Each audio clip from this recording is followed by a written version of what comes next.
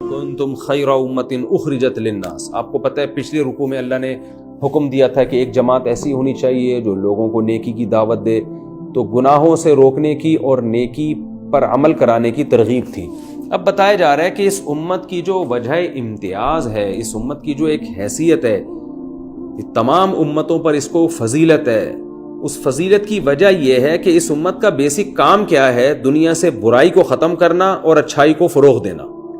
کنتم خیر امتین، تم بہترین امت ہو، اخرجت للناس، جو لوگوں کے لیے نکالے گئے ہو. نکالے جانے کا مطلب کیا ہے؟ جو چیز نکالی جاتی ہے وہ ایکسپوز ہو جاتی ہے، دنیا کے سامنے ظاہر ہو جاتی ہے. تو یہاں نکالے جانے کا مطلب ہے ظاہر کر دینا، یعنی مجاز ہے، یہ کنایہ ہے ظاہر کرنے سے، یعنی وجود میں لائی گئی ہے یہ امت. یہ مطلب نہیں ہے کہ اس کو گھر سے ہم نے نکال دیا ہے یا کسی ملک سے نکال دیا ہے. تو اس لیے مفسرین اس کا ترجمہ کرتے ہیں تم بہترین امت ہو جو لوگوں کے لیے وجود میں لائے گئے ہو یا لوگوں کے لیے ظاہر کیے گئے ہو. لوگوں سے مراد غیر مسلم.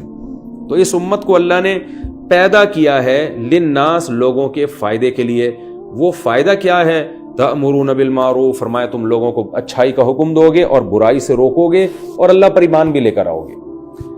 بہت زبردست آیت ہے یہ، بہت ہی اس امت کی فضیلت پر.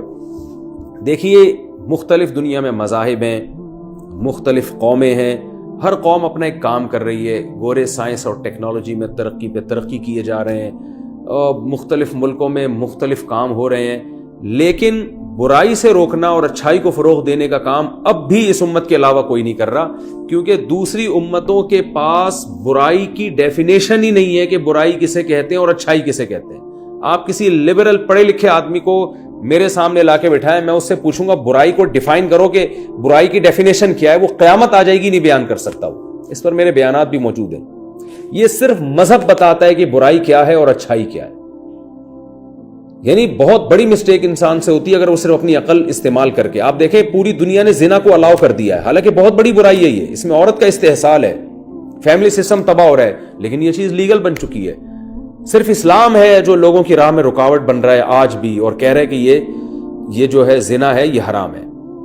ہومو سیکس کو آپ دیکھیں پوری دنیا نے الاؤ کر دیا، یونائٹڈ نیشن نے الاؤ کر دیا اس کو، بڑے اس پہ ویزے مل رہے ہیں. اتنی بڑی برائی ہے، لیکن قرآن بتاتا ہے، اسلام بتاتا ہے کہ یہ بہت بڑی برائی ہے. اس پہ اللہ نے قوم لوط کو تباہ و برباد کر دیا تھا.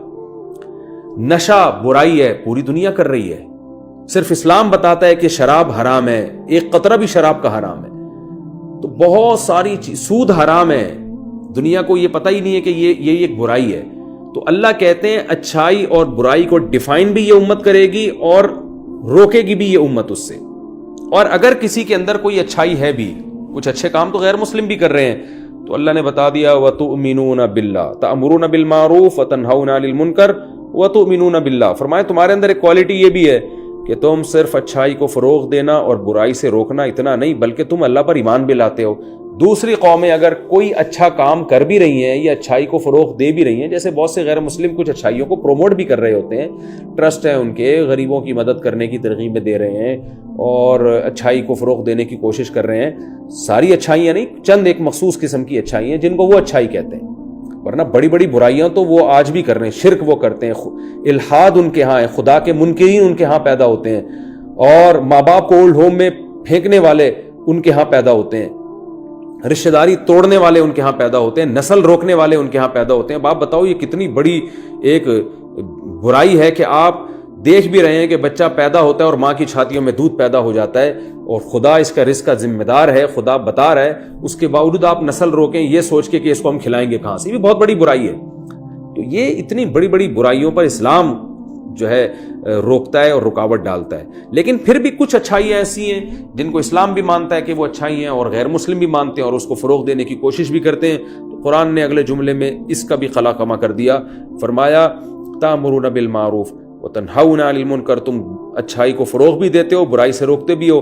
وتؤمنون باللہ، لیکن ایک کوالٹی تمہارے اندر یہ کہ تم ساتھ ساتھ اللہ پر ایمان بھی رکھتے ہو. غیر مسلم اللہ پر ایمان نہیں رکھتا، لہذا اس کی نیکی اللہ کی نظر میں نیکی نہیں ہے. تو یہ اس امت کی بہت بڑی کوالٹی ہے.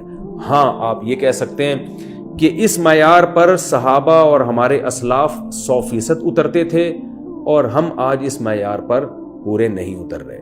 اللہ نے اس امت کو پیدا کیا تھا دنیا میں نیکی کو فروغ دینے کے لیے، برائی کو ختم کرنے کے لیے.